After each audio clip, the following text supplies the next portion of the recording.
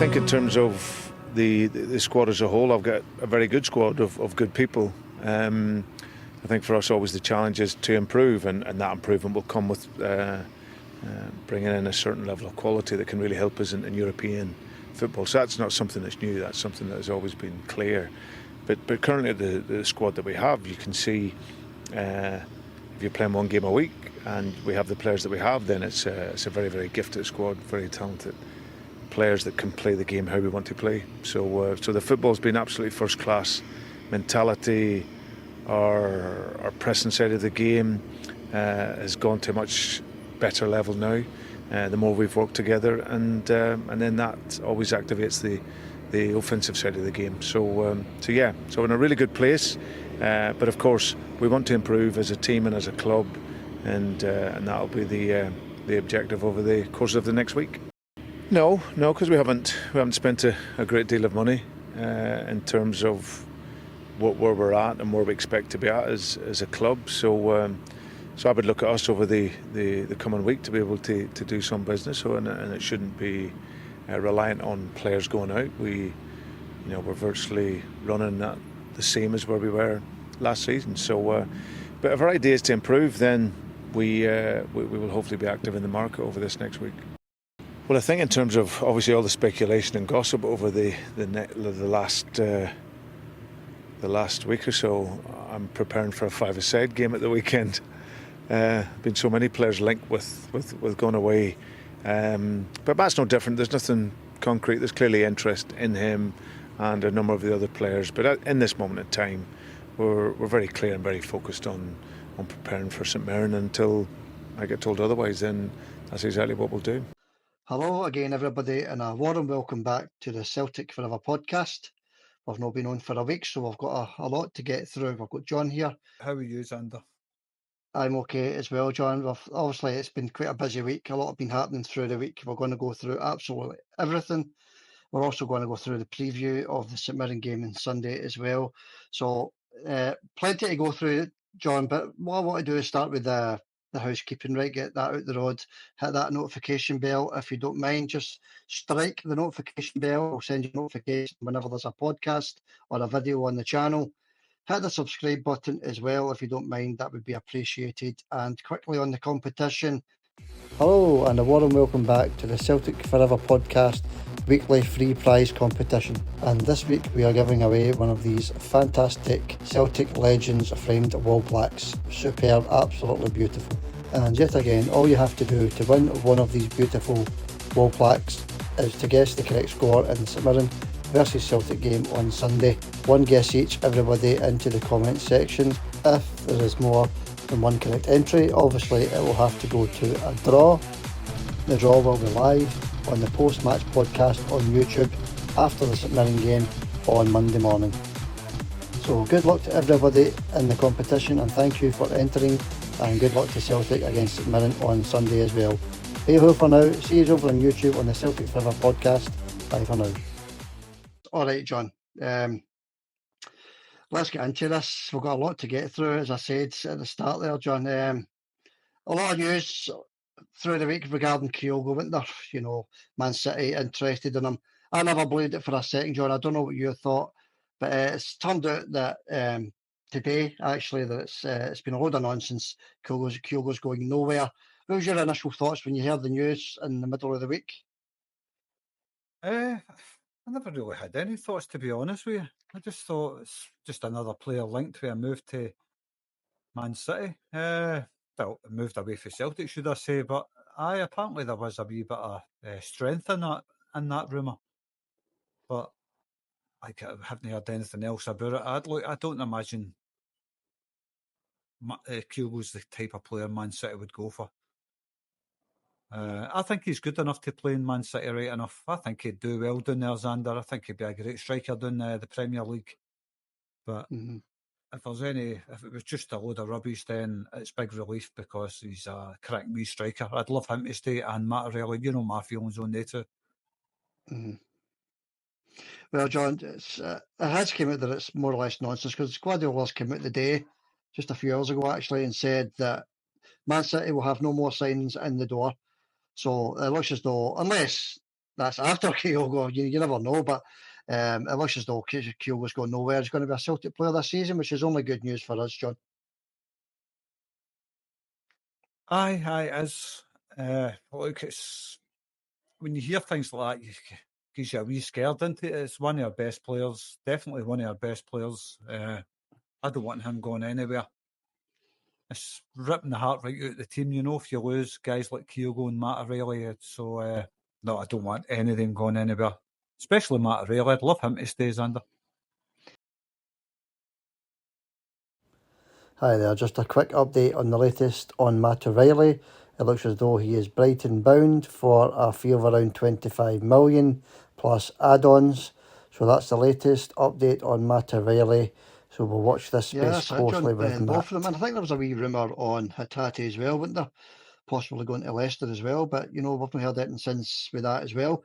All we're looking for at the end of next week, John, is for all our top players, all our stars, to still be at Celtic, going nowhere and, pushing for the treble. Aye, exactly. Aye. That's the most important thing is the treble, not the treble, but the league, of course, is the most important thing to Celtic. Champions League's just a playground for playing against the big boys, isn't it? So it is big money, playing against the big teams, get a bit of experience. End of the day, we're never going to win the Champions League, so just taking part is all that should really matter to the Celtic fans. I don't like the Champions League, you know that. I've told you that 100 times. I don't like it, but I like the money. Yeah, John, that's it. The money is what matters. And maybe a wee further push this season, maybe get to the last 16. That would be a bonus, wouldn't it? And just remember, folks, the Champions League draws on the 29th. So next week is the Champions League group stage draw. So keep your eye on that one. All right, John, let's move on. Lagerbielke, we've spoken about this lad a few times, haven't we? Big Lagerbielke. But Rodgers has come out today saying that he's not in his plans. So there's no way Lagerbielke's going to make it to Celtic. He's just more or less been dropped from the squads. He's not in Rodgers' plans. Obviously, Herenveen and Michelin are both interested in the player anyway. So I think Lagerbielke's got to, start thinking about moving on, especially when the managers came out and said that. Aye, he's not going to be a regular at Celtic. He kind of got an idea of that when he first signed. He was never going to be a regular. He's never really shown, has he? That's just my opinion on him. He's always looked gangly, unconvincing, and I don't think he's the right quality for Celtic anyway. Yeah. I totally agree, John. If he had any chance at Celtic, he would have got a few games up to now. If he's only made a couple of wee fleeting appearances, so good luck to Big Lagerbielke, whatever happens to him in his career. But Rodgers is more or less, ended his Celtic career there, John. So good luck to the big man. Back to Matt O'Reilly, John. Obviously, a few of the clubs that were interested in him have dropped their interest, so that can only be good news. But there is one team still in the running for Matt O'Reilly, and that is obviously Brighton. John, they've put in a £25 million bid with add-ons. So we just want this transfer window to come to an end as soon as possible, and for Matt still to be at the club, John. But Brighton they're not walking away for this one, are they? They've been a wee bit persistent, Brighton. Aye, it's that itch that won't go away, isn't it? That's all you want. You want them just to say, well, we've offered £25 million. Celtic's rejected it. We're not interested. That's what I'm hoping happens anyway. But I hope it doesn't affect the player if he does stay. That's all I'm concerned about. But like Matt really loves Celtic. I think he'd be quite happy to stay for another season. I think the only ones that would stop him from going is the Celtic board, the big money. I think that's the only thing that will maybe see the end of Matt O'Reilly's career at Celtic as the board's under, because I think he'd be happy enough to stay there. Mm-hmm. Oh, definitely. He looks happy, doesn't he? Especially the first 4 games of this season. He's got a constant smile on his face. He's played some beautiful football as well, I might add, which is more important, I suppose. But I think it's vital, John, that we keep a hold of him if we're looking at any potential trebles for a start and doing well in the Champions League. Aye. Well, what I've said is that all along, he's the one player would love to stay at Celtic. Him and Hatate. Well, no, the one player. There's a few players I'd love to stay. The same ones you want to stay, and the same ones every Celtic fans want to stay. Yeah. But Matt O'Reilly's right up there. I think it's vital that Celtic You know, all these potential suitors, I'd love Celtic to kind of fend them off by saying, no, we want 40 million for Material or whatever. Just to fend them off, Sander, because I'm like you and every other Celtic fan. We want him to stay. And saying that, I heard another Celtic fan, was it on Radio Clyde, referring to Matt O'Reilly as a overrated scruff. Yeah, that just sounds like a bit of jealousy to me, John. He's one of the best players in Scotland. So, you know, we've got a lot of top quality players at Celtic, sorry, but Matt O'Reilly's definitely one of the top players at Celtic and in Scotland. Oh, aye, definitely. And he's certainly not a scruff. No, he's not a scruff, no. No, he's a good looking boy. By the way, we'll get on to the preview very shortly. We're just running through some of the news stories that's been happening through the week. So we'll get to the preview of St Mirren game very shortly. Just moving on then, John, away from Matt O'Reilly. Owen Beck, John, Celtic are actually looking closely at this player now. £3 million Liverpool for the player. But I think it's the competition from the Championship teams down in England, John, that's scuppering the deal so far anyway. I think QPR are one of the teams looking at Owen Beck, but Celtic are really interested in the player, John. And they're in talks with Liverpool to sign the player, but I think it's all down to the player just now. Well, this is it. Where would you prefer to play your football with? Yeah. But look, we neither you or I is Owen Beck, so I don't know what his preference is. But big club like Celtic playing in the Champions League, winning trophies in the domestic game. So I know where my heart would go. Look, he's going to get offered more money. Even in the Championship, he'll get offered more money. So it's hard for Celtic to attract talent, Sander. Yeah, that's it, John. Championship or Champions League, isn't it? That's your choice. Owen, you decide, son. But let's have a quick look at his stats for Dundee last season. Attacking left back, obviously, is 57 successful crosses, John, in 27 games. Something like that, roughly about 2 successful crosses finding the target per game for Dundee is not too bad, is it, John? He's for a good. left for a left back, sorry. No, he's a good wee player. I've seen him at Dundee. I think he'd do well for Celtic. Not sure if he would push Greg Taylor out the team right enough, but for backup, I can see why Celtic want to go from. Look, you might push Greg Taylor out the team. He is a half decent wee player, but like we're saying, it's all about money. And where's he going to get offered the most wages? I think it's going to be the what do you call it, deciding factor there. Yeah, definitely. Yeah, wages is a massive part of it. But we'll just wait and see, John. We've got a week to go, as I say, in the transfer window. We'll keep an eye on it as the week goes on. But as it stands, he's still a Liverpool player, Owen Beck. So we'll watch that one closely. Just another wee, maybe slight transfer news or gossip, John. Mikey Johnston wants more game time. He told him he wants more game time. And there's also interest from a few Championship teams down in England, John. So Mikey Johnston, I'm not saying he's unhappy, but he's making noises that he wants more game time. What do you think of that? I don't think he's going to get it at Celtic unless he really improves his performances. I mean, I think he's been okay, but he really needs to improve his crossing. When to cross, when to release the ball and all that stuff. That's what lets Mikey in, because he's got bags of ability. But I think his decision making can be quite poor. I think that's what lets him down. He's also got a goal in him, lots of skill, but his final decision is what lets him down. We've said that all along about Mikey Johnson. He's just his decisions when to release the ball for a pass and all that's pretty poor. By the time he releases it, the box is crammed with defenders, kind of thing. So he needs to work on that side of the game. If he gets that right, I can't see any reason why he wouldn't get regular starts at Celtic. But then again, he's trying to push Dyson Maeda out the team. Mission impossible. that? Let's touch on Dyson, John, because Brendan's also said, you know, that he's now a third choice striker at the club behind Kyogo and Adam Ida, John. So it looks as though we're not going to be signing another striker. Obviously, Maeda bagged a double at the weekend there.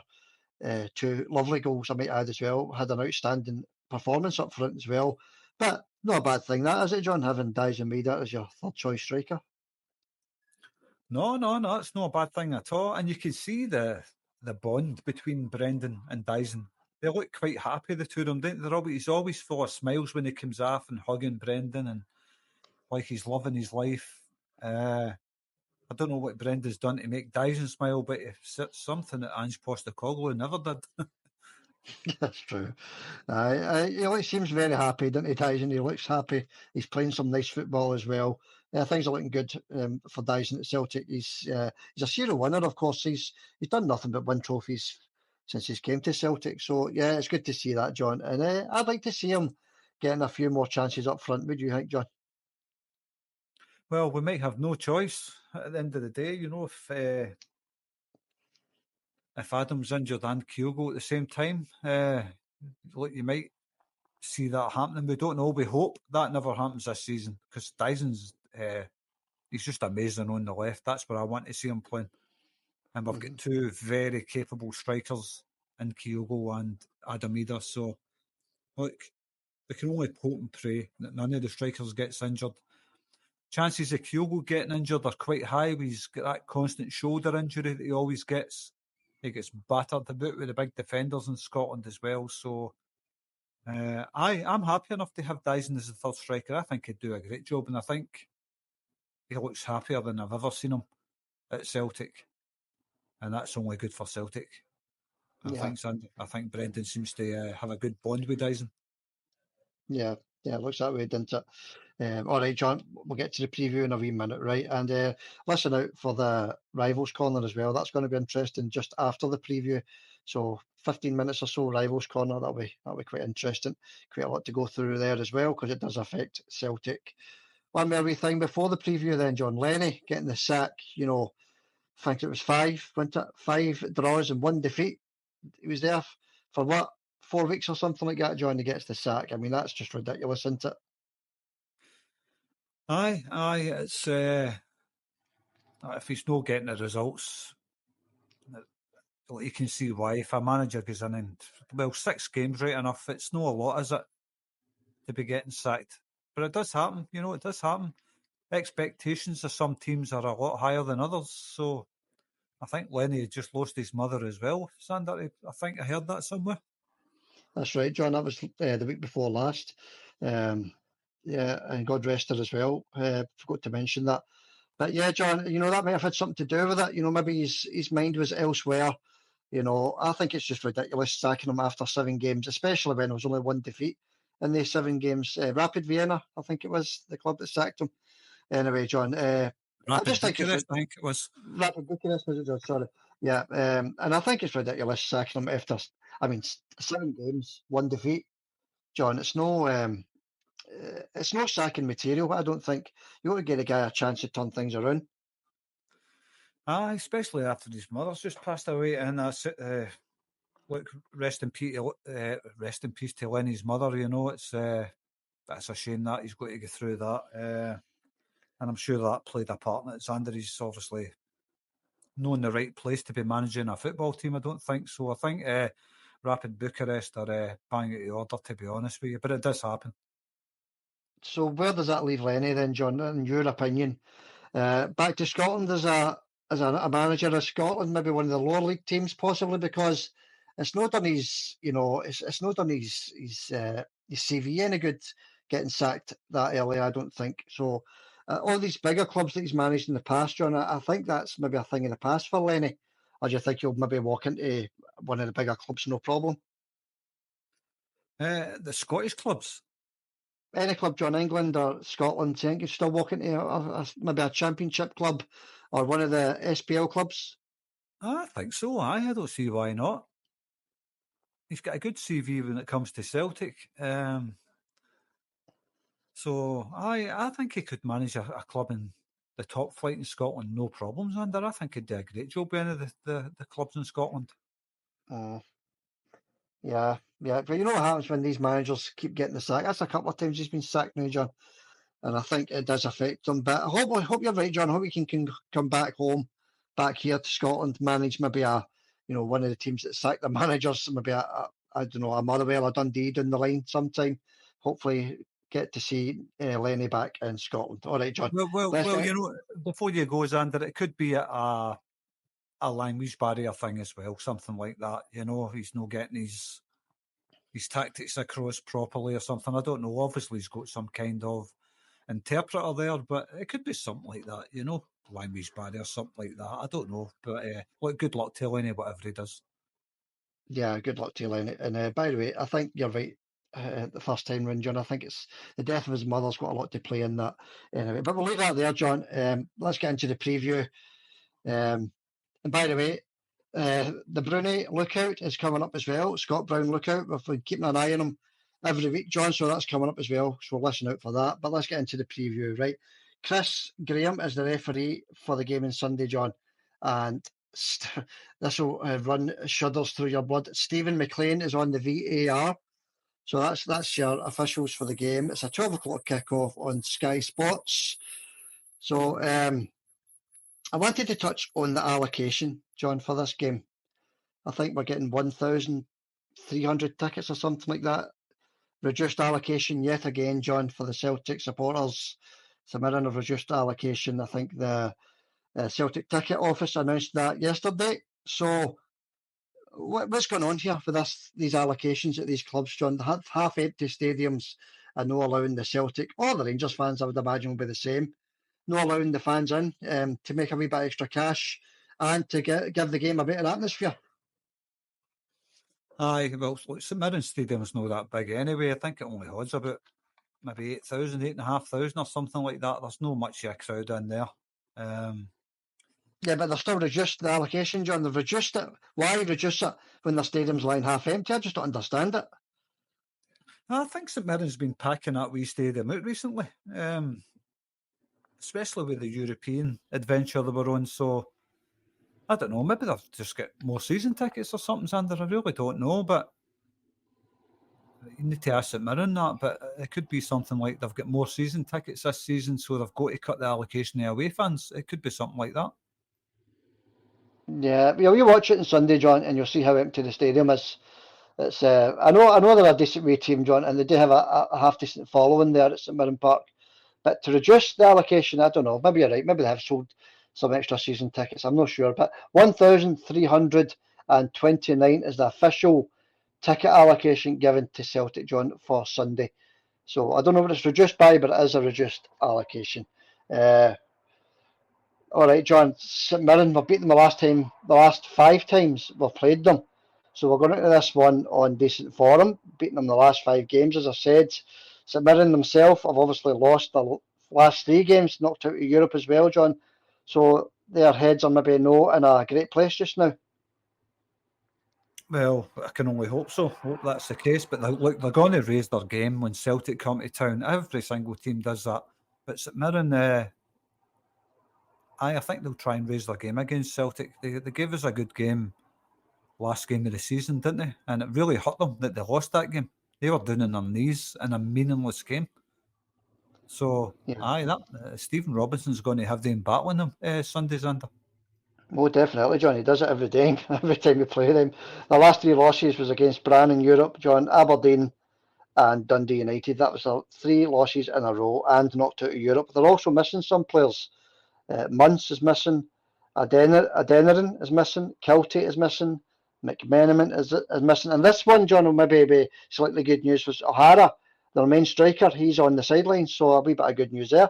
No for St Mirren, obviously, but for Celtic. And did you say Minster? Muntz, Munce. Muntz. It's no far away, is it? I don't know, he might be the best player they've got, John, for all I know. But I was just looking at the players they've got on the sidelines, John. And O'Hara, the one at the end there, John, he's a decent striker. So it's good news for us that he's missing the game. Aye, I like O'Hara, laughing boy. He's a big loss to St Mirren. O'Hara, they really missed him in Europe. I think he's probably their best player, to be honest with you. So, that's a big loss for St Mirren, and well, I can only say it's an advantage to Celtic, to be honest. Definitely, John. 100% agree. He's a decent player, John. He's got ability, that boy, and he knows where the net is as well. So you've got to look at it that way. So their Mandaron is their main striker then if he's missing. So he's a big physical player as well, isn't he? So let's look at the Celtic team, John. Let's look at Celtic. No injuries. When was the last time we said that going into a game? No injuries for Celtic, John. We've got a full squad to pick from. What do you think? Well, I just hope they're all still there on Sunday. That's all I can say. But aye, that's always good news, Xander, to have a full team to pick from. That's really good. So aye, picking the lineup should be easy. Yeah, we'll get to that very soon, John. That's coming up in a wee minute. So I was looking at the form of Celtic, including the pre-season friendlies, and you've got to remember the pre-season friendlies were tough. Man City, Chelsea, etc. We are on going into last season up until now. We're on a 20-match unbeaten run, John, since Hearts beat us last season at Celtic Park 2-0. If you remember the controversy in that one, if you remember VAR. But 20-match unbeaten game run, John, that's quite impressive. Aye, Brendan's known for putting these long winning streaks together, isn't he, Brendan? So it's no surprise that's happened, and I think the run will be extended, to be honest with you. Well, I certainly hope it will be extended. But aye, great runs under 20 matches unbeaten. Yeah. Very good. Impressive, yeah. So long may that continue, John, and hopefully that continues on Sunday, especially going into the St Mirren game, because, as I say, we're going to go into Rivals Corner, John, but, they've got another home game, so they're guaranteed to get the 3 points, so that's we're playing catch-up, if you like, on Sunday. But let's address the elephant in the room. Do we start with Dyson up front and give Kyogo another week's rest with that shoulder injury? No, we start with Kyogo up front. Dyson on the left. I think Kyogo's obviously been given the go-ahead to play, so he's obviously okay. We start with the strongest possible teams under. St Mirren's a tough away game, and I think we should start with the toughest team that's available. Or the best team that's available, sorry. Yeah. Well, I'll give you my lineup in a wee minute, John. But yeah, I tend to agree. I think Kyogo will cause them a lot of problems, to be honest with you. And as you say, Dyson on the left as well. It'll just be, just totally fluent forward line. Robinson, he's confident of a win, John. Your man Robinson, St Mirren manager. He says, "We can win." That's the headline on the St Mirren news. We can win. Obviously, he's going to have to say that, John. He can't come out and say, "No, we're going to lose." He's got to try and boost his players. But, John, he's full of confidence. What do you think of Stephen Robinson, his confidence there? I don't imagine Robinson's full of any kind of confidence. He's just, like you say, he's got to say these kind of things. But right now, I don't imagine he's confident of taking a win against Celtic. I don't think he's confident at all, but he's just bumming up his team, as every manager should be doing. But personally speaking, I think it's all guff. I think he'll fear Celtic. Don't worry about that. Yeah, we all fear Celtic, especially the way we've been playing, John, the last few weeks. But it is also a potential banana skin and one that we need to be very wary of. Oh, definitely. I totally agree there. You go to this ground. What's it called again? What's St Mirren's Park? I know it's no Love Street anymore. St Mirren Park, I think it is, John. I don't know if I've got a sponsor for that yet. I don't know what it's called. We'll just call it New St Mirren Park because I've no idea. Yeah. It's funny because I've been playing at that stadium for nearly 12 years now, and I still don't know what it's called. Because they keep changing the spot. They keep changing the sponsor name, John. Well, whatever it's called, it's always going to be a tough game for Celtic. It's a tough game for any team that goes there. So Celtic's got to be on their guard. I'm sure they will be. And this season under Brendan, we're seeing a different Celtic emerge. So St Mirren are going to... it's going to be a bit of fear in Stephen Robinson. Don't kid yourselves, Ander. He's not going to be sitting there going, "Oh, confident." There's no way that's happening. Yeah. Right, John. The latest stadium name for St Mirren Park is the SMISA Stadium. What do you think of that one, John? Bit of a tongue twister. SMISA Stadium. That's where we're heading on Sunday. So what does that stand for? St Mirren... St Mirren and some, I don't know. SM, I would imagine, would be St Mirren, but I don't know. I couldn't tell you where that's. We'll just call it St Mirren Park as usual, John. That's the best way to call it. We're heading to the SMISA Stadium on Sunday, John. That's all we need to know, and we need to be on our guard because you know how tough St Mirren can be. Even when they come to Celtic Park, St Mirren gives a tough game, John. Oh, they did at the end of the season. 3-2 it finished. And they were on their knees, like I said. It was a friendly game, more or less. Celtic were lifting the trophy that day. And when Celtic scored that third goal to make it 3-2, they were on their knees. So it meant a lot to them, even in a game like that, Xander, trying to stop Celtic having a good day, you know?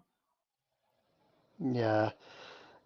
I remember that game, John. It was actually quite a good game, that, wasn't it? The 3-2 game. That was enjoyable to watch. That was trophy day. It was good. It's a good game. Enjoyed it. But as you say, John, they were gutted about losing that last minute goal, weren't they? So, okay, John, we'll move on. The strip. I wanted to touch on the strip. A couple of weeks ago, we played in the beautiful yellow away strip, John.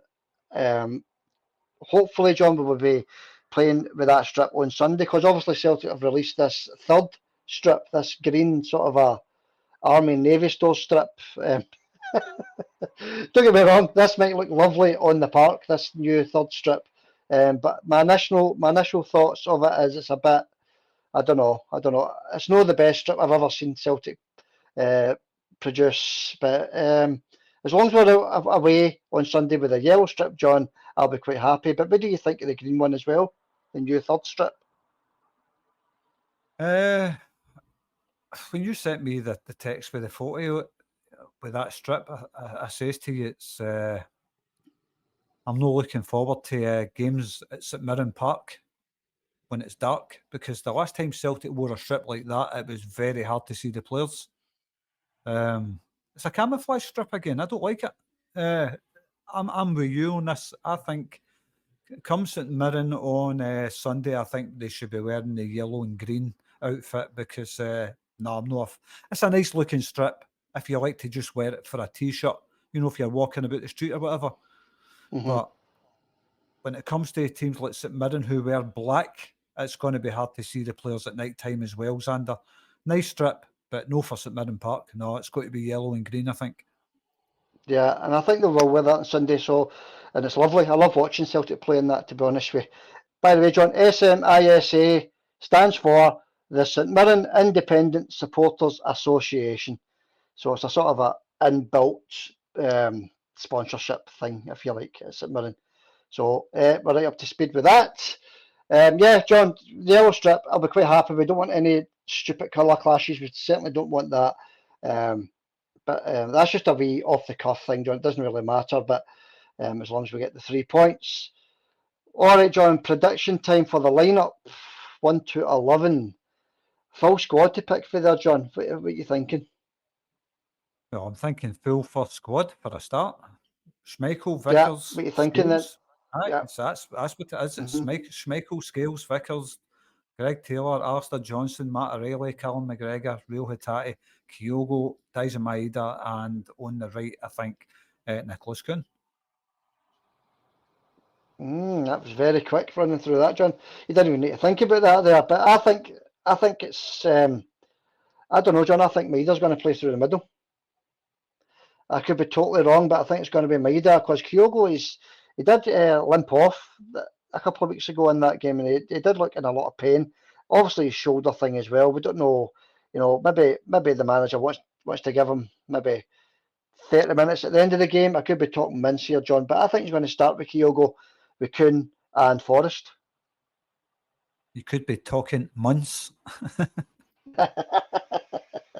No, John, I'm telling you, especially after last week bagging the 2 goals and playing really well and looking very sharp. So we'll wait and see on Sunday, John. The team will be announced about 11 o'clock on Sunday morning. So, don't get me wrong, John, I'd rather see Maeda on the left and Kyogo up front, but I think he just maybe he needs a wee bit of time rest. I don't know. And then all this carry on with the Man City nonsense as well. Hopefully that's not affected Kyogo. Well, that's what I was thinking. But he might get rested because of that reason. It might have had a wee effect on him, but who knows? Who knows? We'll need to wait to Sunday and see. He always looks happy when he's playing for Celtic Kyogo, so I don't know. The Japanese players are quite loyal to the teams they play for, Xander, as well, so you've got to keep that in mind. I know he did change his agent, and after he changed his agent, these links with Man City started appearing, so I don't know, maybe there's something in that, maybe there's no, I don't know. I didn't know he changed his agent, John, so there you go, that's news to me. And hopefully, John, there isn't any truth in it. I'm only going by what Brendan says, but that doesn't mean to say that the player isn't actually going to sign. So hopefully there's no truth in it, because we need Kyogo to stay. But anyway, that's the prediction, John. That's your predicted lineup. Mine's the same, apart from Forrest starting, John. So and Kyogo getting rested. Let's get into some of the betting then, John. This is interesting as well. St Mirren at home to play Celtic 9-1. The draw is 11-2. Celtic win is 3-10. So yet again, Celtic hot favourites, but that's only understandable, John, with the form that Celtic are on just now. Some correct score betting. St Mirren to win 1-0 is 28-1. St Mirren to win 2-1 is also 28-1. Then Celtic to win 2-0 is 13-2. 3-0 to Celtic is 8-1. 3-1 to Celtic is 10-1. And the very bet for everybody that's interested and gamble responsibly, remember. 5-0 win for Celtic, John, 25-1. All right. That's I don't know what I would have there as a bet. Not that I gamble anyway, but if I was, I'm trying to think what one I would have as a bet. I'm not sure, but look, Celtic overwhelming favourites. That's the way the bookies are looking at Celtic now. I think they're looking at Celtic as kind of unstoppable right now, Xander, judging by what the bookies think. Yeah, because I've noticed at the start, first 3 or 4 games this season, the odds have been overwhelming, for Celtic wins, 3-10, 1-5 last week at Celtic Park against Hibs, John. These are unbelievable odds, There's no point in putting a bet on Celtic to win, to be honest with you. That's why you've got to do these sort of bet builder things. And by the way, I forgot to look at last week's bet builder, John. I don't know how it got on, but I've got one for this week as well. But before that, John, 25-1 for a hat trick for Kyogo or Ida. John, 25-1. I mean, it's hard enough to score 1 goal, never mind 3. I thought the odds on a hat trick would be more like 50-1. I don't know what the bookies are saying, but it's quite shallow odds, isn't it? Yeah, 25-1, John. As I say, I thought it would have been maybe 40, 50-1 for a hat trick for any player, for any club. Another one I was looking at as well, John, which I didn't think was a great price either, was 16-1 for Celtic to go through the SPL season unbeaten. I mean, what? 16-1, unbeaten season, invincible season, 16-1. That should be something like 100-1. Aye, again, shallow odds, 16-1. But it's definitely worth having a punt on at 16-1, that, because it is possible Celtic could have another invincible season. What we don't know, because we're involved in the Champions League as well, of course. Celtic, I don't know, coming back for Champions League games, they tend to do okay right enough after Champions League games. But it's going to be a lot of tired performances this season, I think. So, an invincible season, I think it's highly unlikely. I think it's highly unlikely, John. And that price is shocking, to be honest with you. And that's the best price, John, throughout all the bookmakers in the UK. 16-1 is the best price you're getting. Anyway, bet builder time. Let's have a wee look at the bet builder, John. Xander's Bet Builder. Because it won 2 weeks ago. I don't know how it got on last week, but this one is. I was looking at this one myself. I don't bet, obviously, but I was interested in this one. Both teams to score, no. Kyogo to score at any time in the game, as long as he scores. And Celtic to win by 3 goals. Doesn't matter what the score is, as long as there's a 3-goal cushion. So a 3-goal cushion, Kyogo any time, and both teams to score no is priced at 18.50 to 1, John. That's worth a wee 50 pence, surely. Don't call me surely. 50 pence. What do you think of that bit, John? That's, I mean, you're getting better odds on both teams to score no, Kyogo anytime, and Celtic to win by 3 goals than you're getting on an unbeaten season. Bookies is all over the place with Celtic, isn't they? Again, Celtic to win by 3 goals. Possible. Kyogo to score. Again, possible. Both teams to score no. Very possible, Xander. Aye, it's a decent one. I thought it was a decent price, John. 18.50 to 1. Gamble responsibly. Sorry, anybody that does put a wee pound or two on that, because we don't want anybody gambling. This is just a wee bit of fun, obviously. What do you mean? What do you mean 18.50 to 1? What does that mean? I don't know anything about gambling. £18. If you put £1 on, you get £19.50 back, John. Oh, right. No bother, right. Excuse my stupidness. I don't do stuff like that. No, John. I'm not a great gambler myself, John, and there's a lot of people that listen that are the same. So yeah, nothing wrong with that, John. Yeah, 18.50 to 1. So it's a good price, John, considering it's 16 to 1 for Celtic to go through the full season unbeaten. I mean, anything can happen in any game, and they're only given 16 to 1. Now, John, let's wrap that up because time's moving on. We've got a lot to get through, John. We're still to do the Rivals Corner, the Broony section as well. Want to have a wee look at the fixtures for the weekend as well, John. So there's quite a wee bit to get through. So let's roll on. Let's move on, John. Rivals Corner, right, okay. The Celtic Forever Rivals Corner. A couple of players out for them, John. Ben Davies looks as though he's on his way out. He's going through a medical at Birmingham. So Big Ben Davies, he's off ski. Who else have we got, John? Matondo looks as though he's away as well. He's going to sign for Blackburn. Hadji and Cantwell are still frozen out, and there's been absolutely no offers for either of the players. What do you think of that before we move on any more, John, but any further? Hadji and Cantwell still frozen out with no offers from any club. Matondo away and Ben Davies away. Aye, I know they've got to sell players before they can buy any, so that explains that. They're trying to sell what they can. Ben Davies, I thought Ben Davies was half decent. Matondo, maybe not so much. But the other two mugs that sit on the stand, Cantwell and Hadji, I think Hadji, they can't give him a pay rise or something like that. What's the situation with Hadji again? Something about a pay rise? I'm not entirely sure, John. I just know he was out on loan, wasn't he? And then he came back to them. I know what it is. They've got to give him a pay rise if they play him again. They can't afford to give him a pay rise, basically, Xander. So what it is in order for Hadji to play again, they've got to give him a pay rise. They clearly don't want to give him a pay rise. He's on too much already.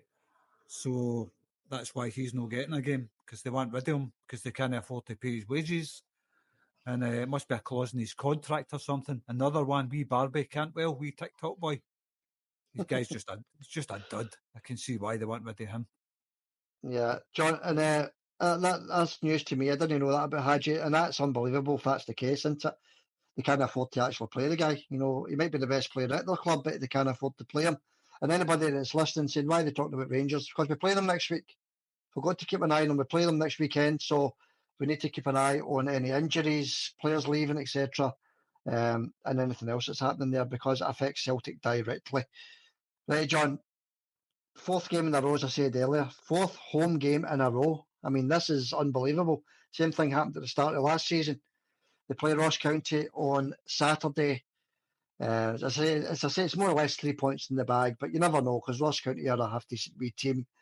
But 4 games in a row, John. I suppose a couple of cup games are flung in amongst that. There's not much they can do about it, but you know, these back-to-back league games at home, you know, Celtic never seem to get that. Very seldom you'll see that this season for Celtic. It was exactly the same last season. The Celtic playing like 4 away games in a row and all that stuff.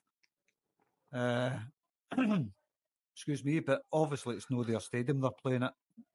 And look, Ross County, they'll know it's a chance to get something. Rangers are in a kind of vulnerable position, you could say. Ross County are not going to show any fear, I don't think. Well, Rangers are still a half-decent team. They've still got half-decent players in there. So they're no mugs.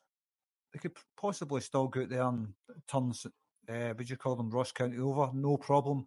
Or Ross County might sense a wee bit of weakness and they might get a wee draw. You never know, Xander. They might pluck a wee draw out there. They did it last season. Yeah, well, we'll leave that to now, John, because I'm going to get your predictions off you in a wee minute for the full SPL card. I just threw that one at you. But there's something I want to try and do from now on, just a wee prediction for yourself. Because you got the Hearts one right last week, didn't you? I think they got beat with Minnow in the Cup or something, didn't they? And you got that right. Was it Falkirk or something? I can't remember. Aye, Falkirk beat them. Aye, I watched that game. I thought, what's his name? John McGlynn, isn't it? His name is the Falkirk manager. Yeah. Good manager, John McGlynn. Good Celtic man as well. Yeah. He's got Falkirk. I says that to you last week, Xander. That Falkirk team, he's got them playing well. Yeah, that's it. And sorry for calling Falkirk minnows there, by the way. I could just couldn't remember who it was Hearts who got knocked out by. So well done to Falkirk. We Milky, he's in a sugarly nail, isn't he? Got beat last night as well. Anyway, John, let's continue the rivals corner. We were saying that Hearts are rivals as well. But this safety netting thing, the reason why Celtic have refused access to the Rangers supporters next week. John, Rangers only applied for this safety netting yesterday to the council. So they had no intention of getting this safety netting up in place. No, of course they're panicking. That's just them all over. They're just panicking. They're terrified of no fans at Celtic Park, no Rangers fans at Celtic Park. They're absolutely terrified of that, Xander. Yeah. So you look at it, the plan was in place for Celtic to get this netting up and for Rangers to get this netting up. Celtic got all the work done. Everything that was asked was done, 100% completed. And they hadn't even applied to the council to get these things done, John. I mean, did they think Celtic were just going to roll over and accept that and allow Rangers fans into Celtic Park without the safety conditions the same at Ibrox, and for no Celtic fans to be allowed in Ibrox? That was never going to happen, was it? No, I don't think they've obviously had an idea that their stadium was going to be nowhere near ready for hosting Celtic in January. I don't know if it is now. Apparently it's all starting to move forward for them. I don't know.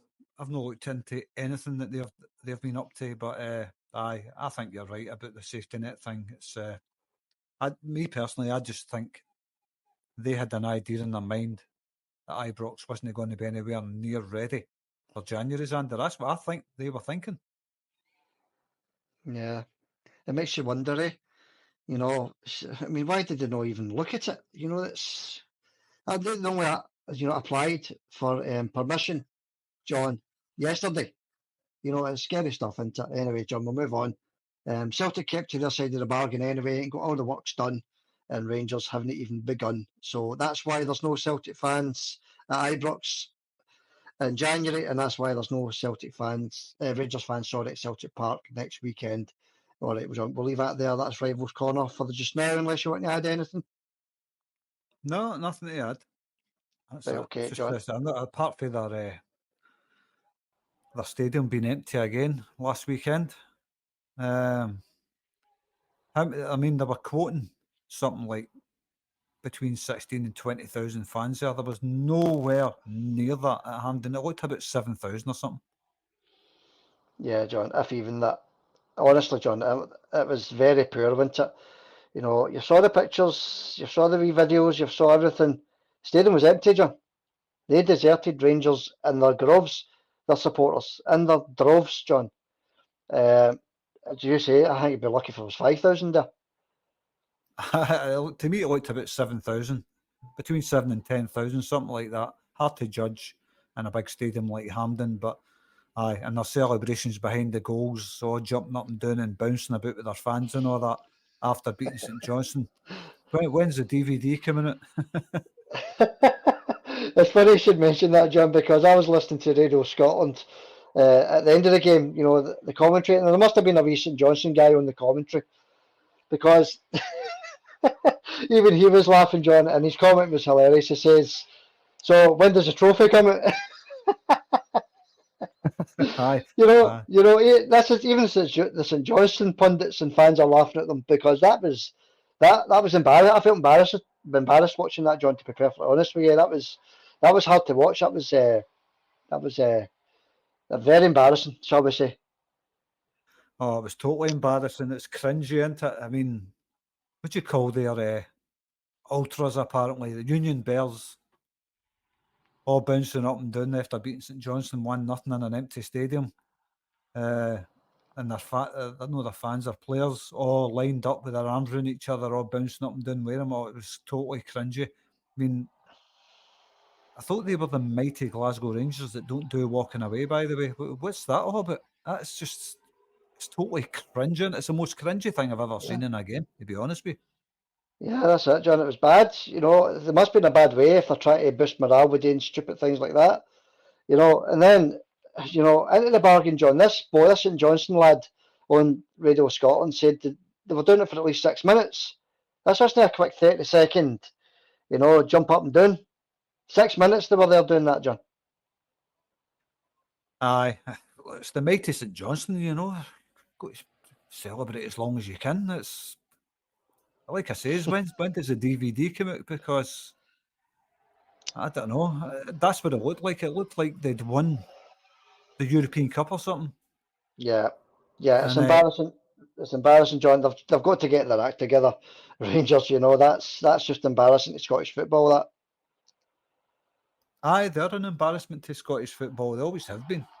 Doesn't matter if they're bouncing up and down in front of 100 fans or 50,000 of them. It's just, I mean, they celebrated that 3-3 draw the same, didn't they?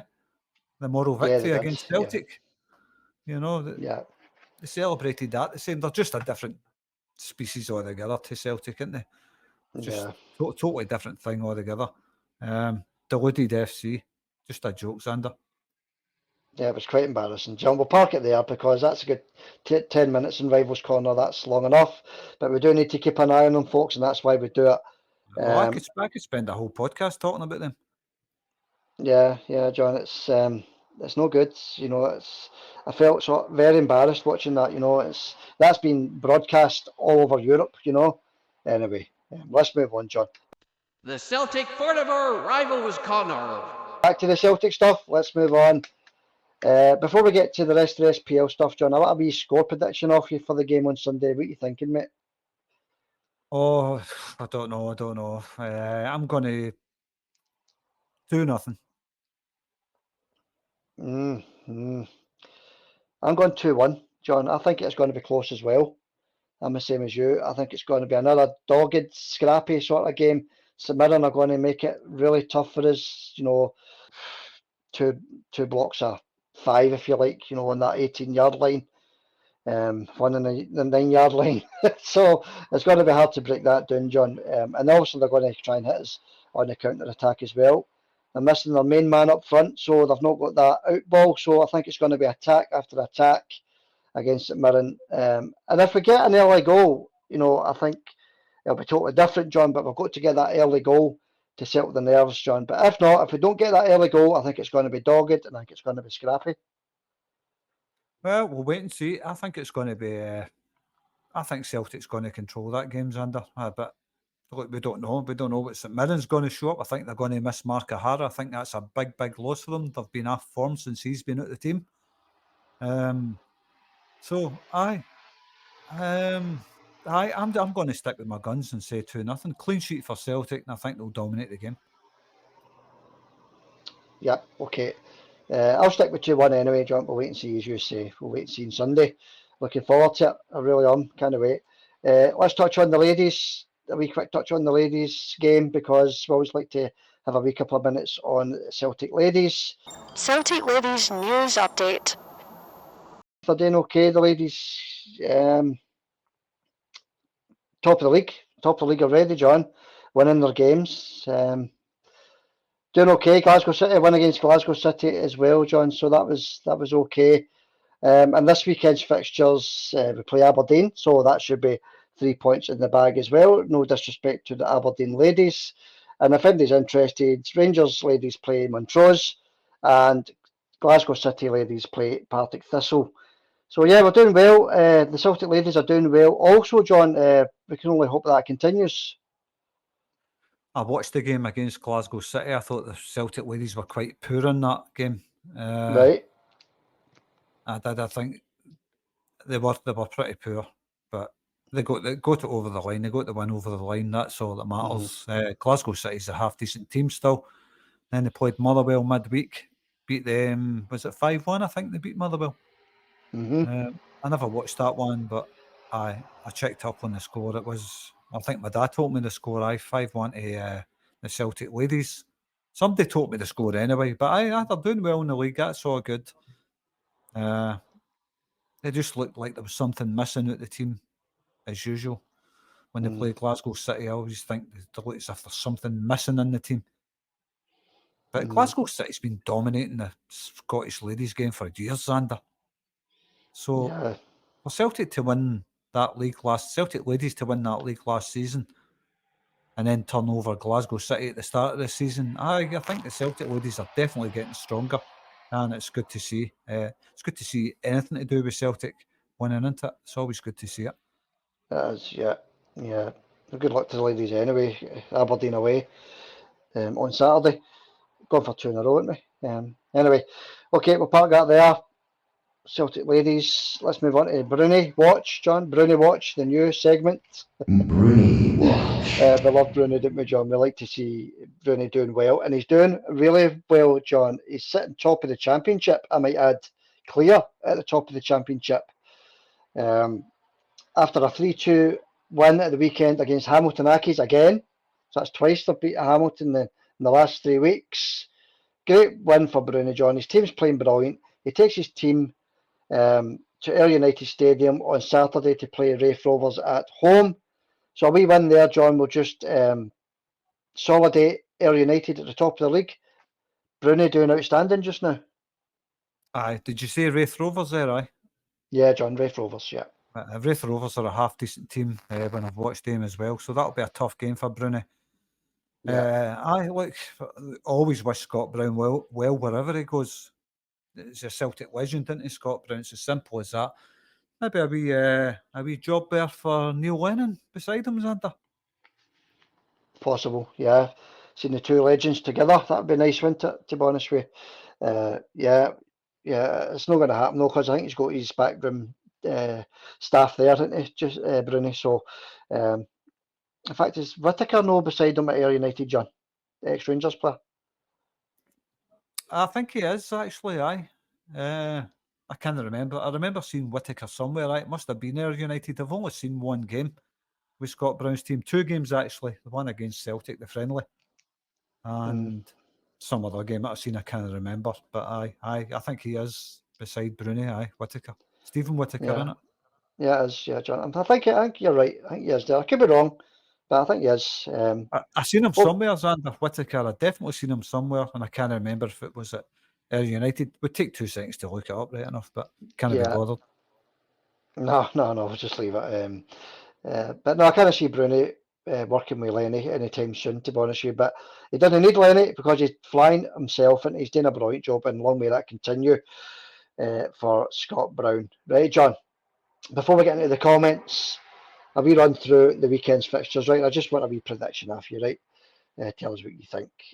Dundee United, St Johnstone. St Johnstone just after the back of a defeat to the world champions, of course. That's true. I forgot about that. I don't know that one. I like the Arabs, as you know, so I'm going to stick with where is it played? Tannadice? Dundee United, yeah, Dundee United, John, yeah. I'm going to say 1-0 Dundee United. 1-0. Obviously, I'm going to go a wee quick run through these on Sunday in the post-match after the St Mirren game, John.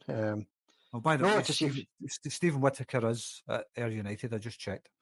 Right, John. Cheers for that. Cheers. 1-0 United against St Johnstone. Hibs and Dundee. What's your prediction? I want mine as well. 2-0 Dundee United. 2-0. Yeah. Right. I've This taken doesn't count in the score predictor, I've by taken the out way. of both, right? No, it doesn't count. Just a bit of fun. Hibs Dundee, John. Hibs at home. I'm going to say 2-1 Dundee. 2-1 Dundee. Okay, I'll say 2 each. Sitting on the fence, eh? Right. Rangers Ross County, John. 1-0 Rangers. 1-0. 3-1 Rangers. Right, moving on to Sunday. St Mirren against Celtic, we already know, so we'll leave that blank. Aberdeen against Kilmarnock. I'm going to say 1 each. 1-1. Right, fair dues. I'll say 3-0 to Aberdeen. I think Aberdeen's missing Miovski, Xander. I watched their last game and it was absolutely brutal. They were playing against a championship team in the cup. It was that bad. I watched the Hearts game, but I was switching between. I was looking at Aberdeen. I was like, this is really boring me to sleep. They miss Miovski, so that's why I'm saying 1 each. Yeah, they're going to have to spend some of that 6.7 million, John, to get another striker in before the transfer window closes, I think. I heard Matondo's gone for a bargain. Okay. No, I wouldn't go near that with a bar's pole, to be honest with you. Motherwell and Hearts, John, what are you thinking? Home win, Motherwell 1, Hearts 0. 1-0. I'm going to say 2-1 to Motherwell. I think Hearts are on their knees, John. I think he's a couple of games away from getting the sack. Milky, Hearts need a manager in there that's going to perform against Celtic and Rangers, John. Well, I'm just hoping that Mulkey gets sacked. The sooner the better he gets sacked. Look, he's a wrong in him. I don't want him in any Scottish club because you know what happens there. Every time he plays against Rangers, he's going to sit back. So I want him sacked. And I would never wish that on any manager. Yeah, his integrity just doesn't exist, John, to be perfectly honest with you. The one that sticks out for me, and I keep going on about it, was when last season when we had a great run and Rangers were on their knees getting beat with Motherwell, Ross County, Dundee, blah, blah, blah, blah, blah, John, and they went to play Hearts in the semi-final of was it Scottish Cup or League Cup? Can't remember. I think it was the Scottish Cup, and Rangers beat Hearts 3-0. Rangers were on their knees. So I just couldn't get over that one. Oh, there was a few occasions last season where, for me, it's all about him getting sacked. I don't want him at Hearts. He's just a wrong'un. Like you say, he's absolutely no integrity. And they shouldn't be managing any team in Scotland, to be honest with you, because when it comes to his boyhood heroes, he's going to have his team lie down. He's going to set them up in a formation that's going to get exposed to Rangers. I can see it. Everybody can see it. Get him out of the Scottish game. Yeah, get him out the SPL anyway, John. But I know what you're saying. All right, John, that wraps that up. Okay, we'll keep a wee close eye on that in the post-match on Sunday, the predicted scores. It's quite interesting, quite enjoy that. Right, before we get to the comments, a wee quick mention of the competition one more time. Correct score against St Mirren, we're looking for one guess each, folks, to win the Henrik Larsson metal wall plaque. Get your guesses into the comments, one guess each. If there's more than one correct entry, it will go to a Wheel of the Fortune draw. No many entries so far, John, with the YouTube. I think we've all got something like 10 entries and 89 entries on Facebook. YouTube's got to get their finger out, John, and get entering. Aye, 3,400 subscribers and nobody enters. I just don't get it at all, but there you go. Aye, get your fingers out. That's all I can say. Yeah. All right, John. Comments, John, what have you got for us, buddy? All right. When you say Henrik Larsson plaque, I was just picturing him scraping his teeth. I know. I don't know what these things are called. Right? While you're digging out the comments, I'll describe what the prize looks like to anybody that's wondering, right? So it's about 1.5 feet by a foot, right? So it's rectangular. It's metal. It's made of solid metal. It's got the Henrik Larsson print on the front. What would you call that, John? A steel Larsson print. Steel Larsson print, Hard to. I mean, the Legends frame prints was easy enough. It was a picture frame with a picture of your legend in the middle of it, so that was easy enough. But this is better quality, solid steel. No nonsense, beautiful prizes, and Well, the prints themselves, sorry, John, are absolutely beautiful. right, maybe. But what about a wall mountable plaque? Because it's got 4 holes in it for mounting it onto the wall because it's steel. Right, I like that. That's it. You've nailed it. Just take a wee note of that. Well, mountable. There you go, John. That's it. One guess each. One guess each into the comments. If there's more than one correct entry, it will go to a draw. And good luck to everybody, Facebook and YouTube, that enters the competition. Right, John, what have you got for us, buddy? Do I get commission for that? I'll see what I can do. I'll text you tomorrow. Right. The Henrik Larsson wall. Commission and the Celtic Forever podcast are two words that don't go well together, John. No, definitely no. Nah. So aye, Henrik Larsson wall mountable steel plaque. Anyway, let's go on with the comments. Yeah. First up was Roseanne. Another good win for us. What game was this from, actually? It was, who was the last team we played? The Hibs. It's for a Celtic 3 Hibs 1 podcast. Yeah. That's what these are from. So another good win for us. I'm happy with that. I hope the problems across town are many after all their cheating. Anyway, she says, P.S. I listened to the intro with earphones on, John. Yes, you've changed it quite a bit. It's really good. Well, I never really changed it much. I just re-recorded it. Yeah, it sounds really good. I like it. Really like it, in fact. But as regards to the problems across the water, it's a different story you're hearing every week. This thing with the nets, they didn't even apply. This was all put in place at the end of last season and haven't even applied for permission for these nets. Anyway, John, there's nothing we can do about it. We can only highlight it, I suppose. Aye, well, no name, they'll probably be going into the North Sea to get the old fisherman nets under a couple of sticks. Where are they going to get money from nets? Yeah, John, it's the thing is, John, we can laugh and all that at them all there, but it affects us. That's us, no Celtic fans at Ibrox in January. Because they've not got the money to carry out the health and safety things at Ibrox, so it does affect us directly. No, really. No nets, no fans, no problems under. Yeah. All right, John, what else you got? Thanks for that, Roseanne. Yep, cheers, Roseanne. Thanks, pal.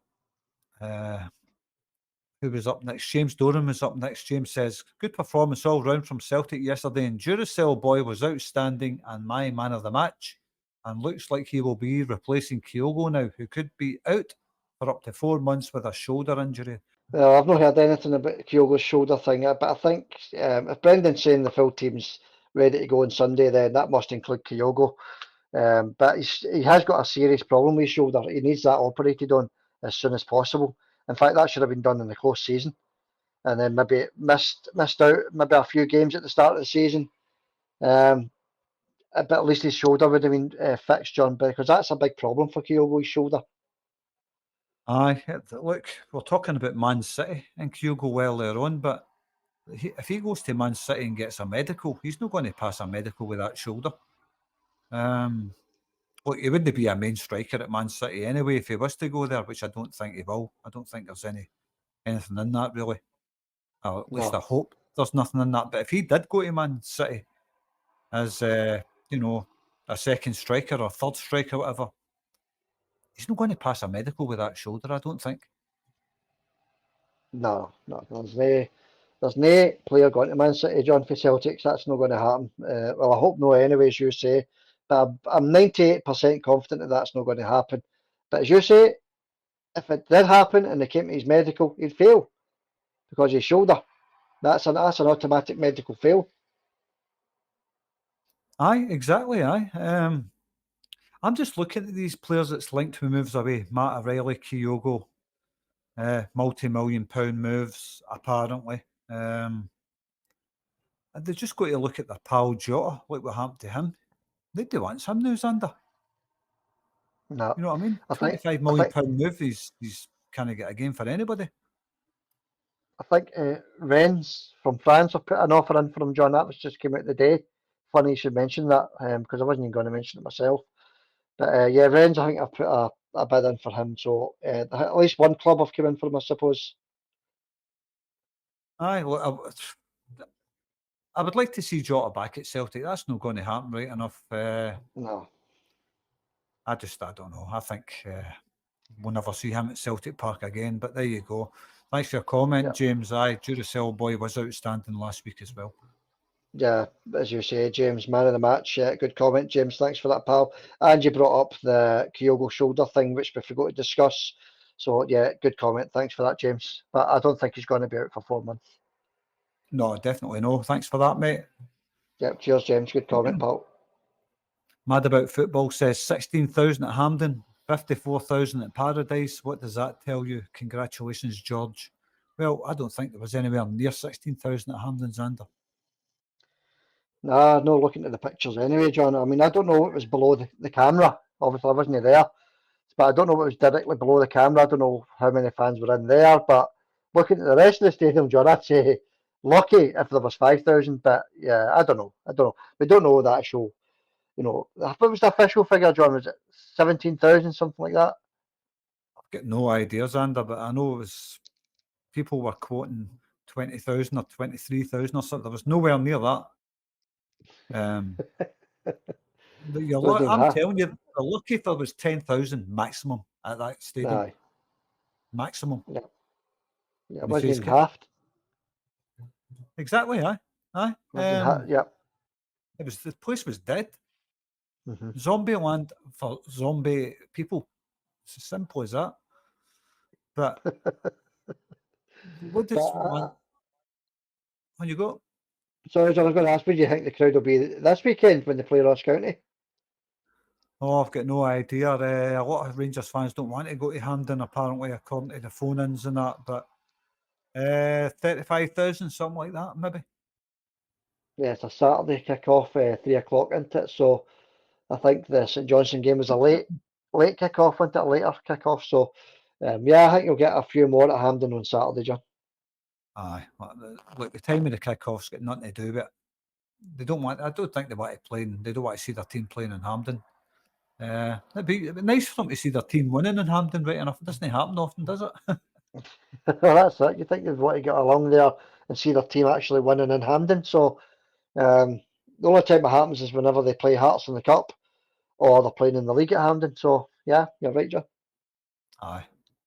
Well done in winning the Champions League at Hampden. That's brilliant, Rangers. Loved it. What does he mean by congrats, George? You know? Oh, George won the frame. George won the wall-mounted plaque, John.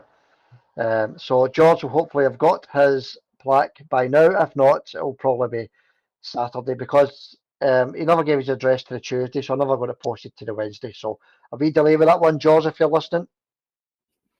Aye. Anyway, moving on. Thanks for your comment, Mad About Football. Yeah, cheers, pal. Next up was We Would Never Sell Our Club. We Would Never Sell Our Club said, easy victory in the end, and Duracell boy was outstanding throughout the game, but Clancy had a shocker, as it was a stonewall penalty with Forrest brought down in the box, and Clancy is every bit as corrupt as brother Beaton. I think the thing with Clancy is he's trying to show that he's no biased, if you know what I mean. He's given Celtic absolutely nothing, Clancy, isn't he? He's given us nothing, and that one with the penalty as well. That was just a shocking, absolutely disgusting decision, actually, John. When Forrest was through in goal and he gets pushed in the back inside the box, no need to go down. He's through in goal, just put the ball in the net, and he gives us. He didn't even point to the spot, John. He pointed for a corner, and VAR gave us nothing as well, John. It's just I don't know what's going on with these decisions. And I can guarantee you one thing: you're going to have another couple of dodgy VAR decisions on Sunday with McLean being in charge of VAR. John, what do you think? Aye, there's always a dodgy decision on VAR, no matter who's on it. So Like VAR did help us out on a couple of occasions. You've got to admit the Rangers offside goal. No, it wasn't the offside goal. It was the shove on Joe Hart. That one that helped us out. That was a good call. So that was well spotted by VAR. There's been a couple of half decent decisions that sorted Celtic out against Rangers. So look, we can all moan and complain about dodgy decisions, but they certainly outweigh the positive decisions that go for Celtic, Xander, by a long chalk. Yeah, you'll get 2 or 3 a season in our favour, John, and then the rest against us. So yeah, I'm seeing a trend anyway. I'm not going to go on about it anymore just now, but I see a trend. We'll wait and see what happens on Sunday, John. Aye, that's all we can do, Xander. Anyway, moving swiftly on. Thanks for that. We would never sell a club. Yeah, thank you very much. Great comment. Thank you. One club since 1888 says, hail, hail, Falkirk next. That's talking about the cup. Yeah, Falkirk. It's a cup game, isn't it? Hail, hail, Falkirk next. That's a wee bit away into the Falkirk game, but yeah, I think we should be okay there, John. It's another home tie. Win that puts us into the semi-final.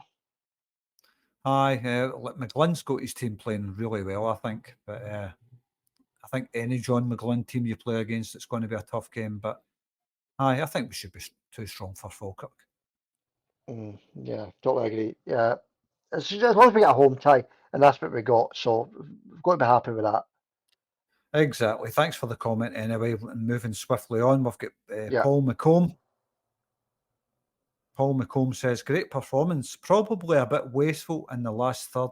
Great result. And Clancy, another dud ref. Hail, hail, great pod. Well done, lads. Thanks for that, Paul. Yep, thanks, Paul. That's a couple of comments about Clancy, isn't it? And he did have a poor game. He gave Celtic absolutely nothing last weekend. You know, we've got to bring this up, John, because it's every single game this season. And I know we've only played 3 or 4 games, but as I say, John, I see a trend. We're getting nothing here. Penalties no given, free kicks no given, corners no given. I mean, blatant corner kicks to Celtic, and they're giving goal kicks, John. It's so we'll wait and see what happens on Sunday. That's all we can say. Aye, and there was the dodgy Rangers goal as well, of course, at Hampden. Well, of course, yeah, John. There's not only decisions going against us, there's decisions going for other clubs. You know, that goal, I mean, let's touch on that, John, for a wee minute, because we've not spoken about that. That goal last weekend against St Johnstone to put them 1-0 up, to put them through to the next round. The referee blows for a free kick, John. He stops the game, blows for a free kick. The players stop. The Rangers player continues and puts the ball in the net, and VAR gives the goal. Aye, I've seen that. That is unbelievable what I saw at Hampden last weekend, John. The referees actually stopped and pointed up the way for a free kick to St Johnstone. And all the players stop, apart from the Rangers striker. He puts the ball in the net. Maybe 3 or 4 seconds later, John, and VAR give the goal. Aye, it is what it is, and there's no point in us talking about it. It's just another bad decision by bad referees. Simple as that. But you're going to see a lot of that this season. A lot of Rangers getting all these decisions for them. Look, VAR has certainly helped him a lot more than it's helped Celtic. That's all I'm saying. That, and the referees are the same. But they can't hide it anymore. It's blatantly obvious what's happening. You can see it. Everybody can see it. And they're not even trying to hide it anymore, Xander. Yeah, but how can you give a goal, John, if the play stopped? You can't. It's against the rules. Anyway, John, as you say, there's no point in us talking about it anymore. We can only highlight it. Who was that commenter, John? That was Paul McComb. Paul, brilliant comment again. Paul, yeah, another great comment. Thanks for bringing that up, because I totally forgot to bring that up last week. So thanks for that, Paul. Oh no, that was me that brought that up. Paul just mentioned the ref.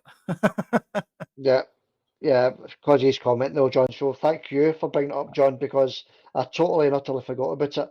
It was a disgusting decision. How you can, I know I'm going to mention it again, but how you can give a goal when the play stopped 4 seconds beforehand is beyond me. Beyond me, John. Anyway, moving on. I wasn't aware the play had stopped. Yeah. Referee blew for a free kick, John. Yeah. But there you go. Aye. Anyway, thanks for that, Paul. and Yep, cheers, Paul. We Would Never Sell a Club says there was a lot of empty seats at Hambrox on Saturday. I love that name, Hambrox. Aye. Wasn't there a lot of empty seats? It was fans dressed up as seats. They had their seat T-shirts on. You've got to get it right. Aye, they wish, eh? They wish, because that's, as I say, that was embarrassment, John. It's especially the bit at the end where they jumping up and down in front of the empty seats. Bouncy, bouncy. Aye, bouncy in an empty stadium for beating St Johnstone 1-0 and a. I know. Anyway, That's anyway. funny, innit? You've got to, they can't be doing that bouncy stuff in Ibrox. It'll fall down. No, I think they've been told and warned about that. It's the Crumble Dome. You can't jump up and down the Crumble Dome anymore. That's when was that built? The built late 80s, was it? Mid 80s, Ibrox. Oh, I couldn't tell you. Early 80s. It's It's anyway. always looked like that since I've started watching the game, you know. It's always looked like that, apart from the wee bit in the corners that they filled in. But now they've added a bit to one of the stands with Chinese steel. So there'll be no bouncy going on in there, I don't think. Get time to settle, boys. No, that's it. It's a great time to settle, John. And goodness knows when they're going to be allowed back into Ibrox. You know that could still continue right up until November, December even. You don't know. There's no official word, John, when they've been allowed back into Ibrox, is there? No, there's no official word yet, but I'm sure we'll hear that kind of upcoming weeks or months or whatever. So anyway, We Would Never Sell a Club says a lot of empty seats at Hambrox on Saturday, and was the complete opposite at Paradise, with nearly a packed stadium and Sevco celebrating a win over St Johnstone as if they won the Champions League. Was hilarious. Well, we just spoke about that. It was hilarious. We Would Never Sell a Club. Funniest thing I've ever seen. Aye. The funniest thing for me about that whole thing, I don't want to go into too much about it. I already gave it plenty of time, but was the Radio Scotland co-commentator or analyst, if you like. When did they bring the trophy out? That was brilliant. That just summed the full thing up for me, John. When did they bring the trophy out? Superb. Well said, whoever that was. Aye, look, it's funny. I'm sure they're all embarrassed about it themselves. I know a lot of Rangers fans were even embarrassed about it. I was listening to Clive Fonan all week, and I heard a lot of them talking about it. Were saying it was embarrassing. So, aye, it is embarrassing for a team like them to be celebrating in an empty stadium, beating St Johnstone. Aye, it is embarrassing. Even their own fans admit it, Xander. That says it all. Yeah, but just before you move on, John, I think that whole thing, if you're going to be brutally honest about it, was all down to Philip Clements. I think he's told them to do it. Aye, quite possibly. Aye, get the fans on your side. Nah, it's pathetic, to be honest with you. I just don't get it. I don't get it at all. If Celtic did that and we were in their situation, I'd be really angry with that, Xander. Yeah, that's it. You know, he's wanting to get off the park as quick as possible and get into the next game. That's the way we would look at it, you know. Aye, well, sorry, doing a wee lap on, or if you know, it doesn't matter who you're playing. You finish the game, you get around and you applaud the fans. You know, the Celtic do it every time they play. They walk around and applaud the fans. They certainly don't do that, though. No. You know that the bouncy in an empty stadium against St Johnstone. They would walk around the stadium and just applaud the fans while they're standing on the pitch, walking around, just saying thanks to the fans for coming. But that was different. That was another level altogether, Xander. Yeah, that was an instruction for the manager, John. I can guarantee you that. You don't like that, Clement, do you? He's all he's did is embarrassed his football club, John. But long may that continue. The more embarrassment for them, the better. Aye. Well, Bigfoot, funny guy. Aye. Bigfoot, I mean. Big bully boy, slapping we Cantwell a bit. Yeah, and the thing is as well, John, is these 4 home games. This has been like a godsend for them. 4 home games against minnows. Every game they play. No disrespect to Ross County and St Johnstone, right? But you're expected to beat them at home, aren't you? And then the European game as well. They were a low level European team as well. Who was it again? Dynamo Kiev. Aye, they get beat actually with Salzburg at home. They get beat 2-0 Well, there you go, John. the next round. You know, Do you know what I mean? I think I did say to you, John, that if Rangers did get through that tie, that Salzburg would take care of them anyway, didn't I? And they certainly did. I think Pepper, would you call it Salzburg? I think Big Pepperberg would have took care of them.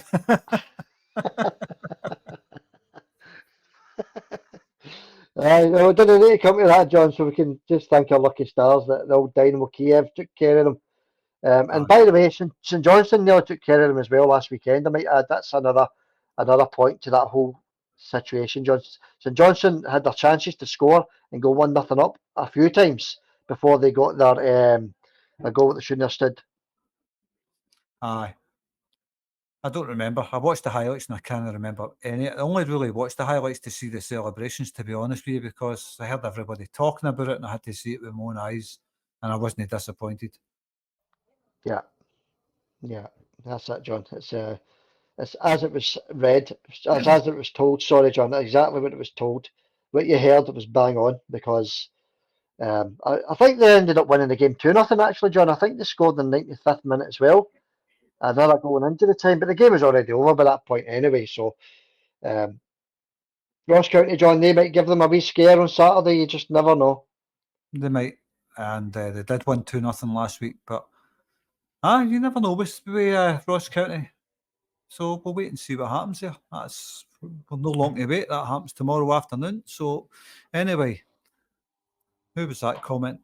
We would never sell a club. Thanks for that, pal. Next up, Kegel or Moon. That's a tongue twister as well. Kegel or Moon. Yeah. Kegel or Moon. How would you say that? Kegel or Moon? Kegel or Moon. Kegel or Moon, yeah, I think. Kegel or Moon, all right.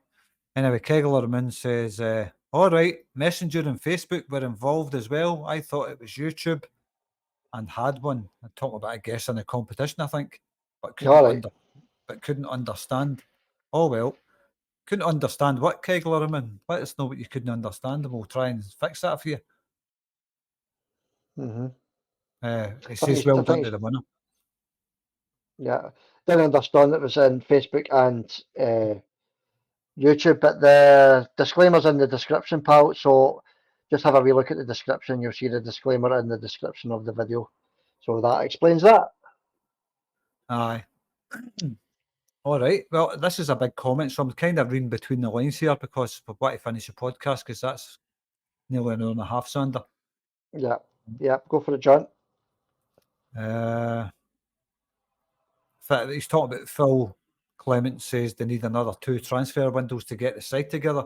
I think they need more than that, Xander. I think they need maybe 3 or 4 transfer windows to get their side together. They need to sell players to get money for a start. And I think if they are to assemble their team for this season, I think it's going to be a lot of loan signings. Well, John, the way I look at that is if they keep getting dig-outs for referees in every game, they don't need to sign anybody. They win every game. They didn't look like beating St Johnstone last week, John, until the referee gave them the dig-out. And then they won the game. Once Rangers scored, that was the game finished. So, yeah, but I know what you're saying, but in all seriousness, I think they need a few transfer windows, John, to be honest with you, because, as you say, they need to sell before they can buy. Nobody's coming in for their players either.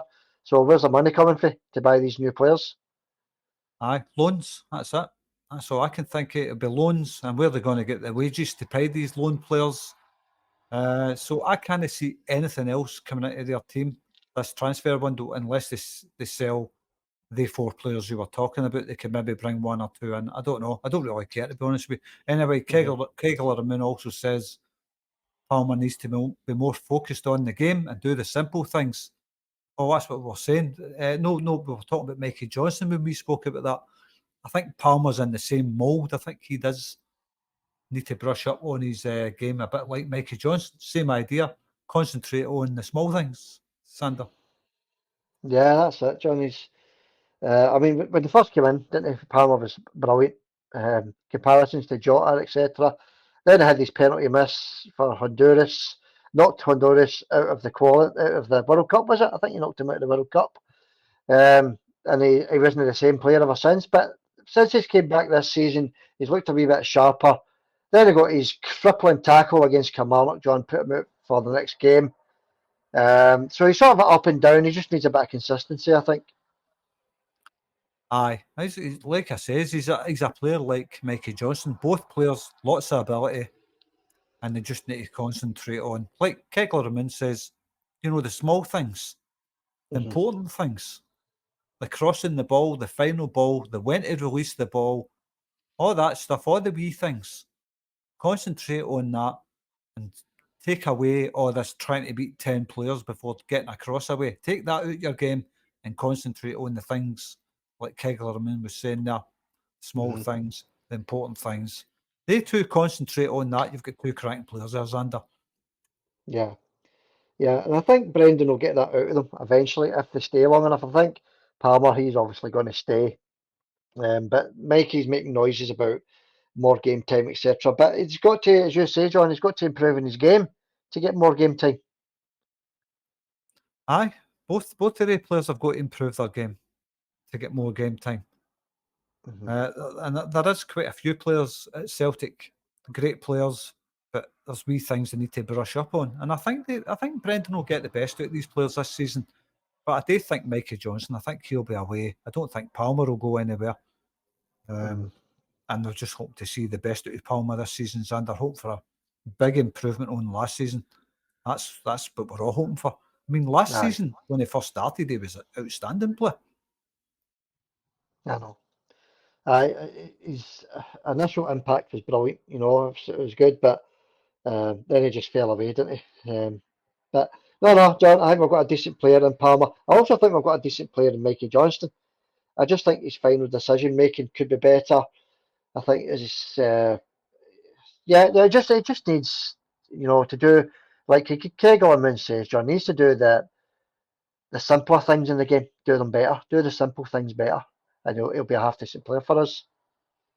Well, that's it. I think that's you get the best out of players when they're doing the simple things first, I mean, all this fancy skills and try to beat the whole team.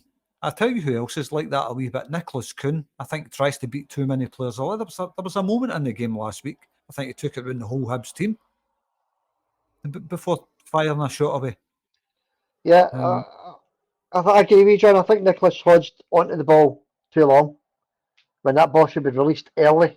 When there's a man standing his cell in the box, then he tries to take it down another two, and then he hits the shot after the defender and it clears for a throw in. That's decision making as well, John. That's got to improve for Nicholas. A great player that he is, decent wee winger, Nicholas Kuhn.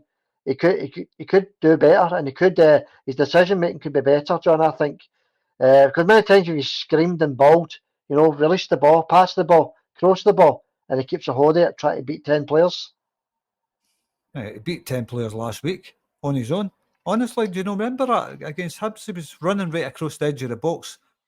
He feigned the shot, didn't take the shot, then feigned it again. And I think he did that with our whole team before firing a shot away. But he's got to release the ball a lot quicker. But sometimes in the Scottish games, Xander, you've got to remember you're not afforded that luxury because teams are far too defensive and it's hard to find that wee bit of space to make a pass, Yeah, definitely. Totally agree, John. Totally agree. But I do think Brendan will get that into these three lads. Nicholas not so much because he's a mainstay in the team. He's a starter every game. He just needs to improve that wee bit slightly. I think maybe I'm being a wee bit harsh, but there are two boys. Yeah, they've got to improve for me. Aye, well, this is it. No, I like Nicholas Kuhn. I think 90% of the time he does the right thing, which is good. Yeah. But there is times when you think, release the ball now, release it, and he hodds onto it. Aye, but yes, I think it's typical winger play, wee bit of the invincibility there, but it's a good player, Xander, that's all that matters.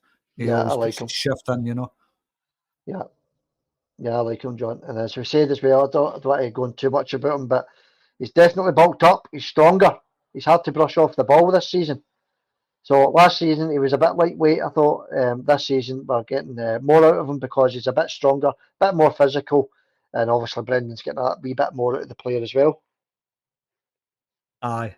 He looks better this season. He was good in the friendlies, beating Man City and beating Chelsea. He was really good in their games, scoring goals as well. Mm-hmm. So I look, I think he's going to be important this season, Nicholas Kuhn. I think he's worthy, maybe, it's not worthy, but worth maybe 10, 15 goals as a winger, Sander. I think you maybe see that kind of return this season from Nicholas Kuhn. I think you're talking 10, 15 goals. Yeah, he's easily, John. If he continues the form, I think you'll get 10, 15 off Nicholas quite easily this season. Aye, well, let's hope he starts this weekend and next weekend. That'll do nicely. Yeah, a wee goal against Rangers will do him the world of good as well, John. That's big Adam Eder's department. I also don't want to jump too far ahead talking about next week, but if Nicholas can get a wee goal, as I say, it'll do him the world of good. As you say, big Adam Eder, he's going to rip the Rangers defenders to shreds. Well, if Kyogo's fit, I think Kyogo's going to start against them. Yeah, John, I know what you're saying about Adam Eder, but a £9 million substitute, John, it can't be too bad, eh? Aye, I can't wait to see him when he gets up to speed. He's not the fastest player in the world, but he has got a wee bit of pace about him. He's not got the lightning pace like Kyogo, but aye, it was good to see him in the final coming on, bossing their defenders and obviously banging in the winner. And they scored a goal at Celtic Park, wasn't it? Celtic Park, he scored the goal.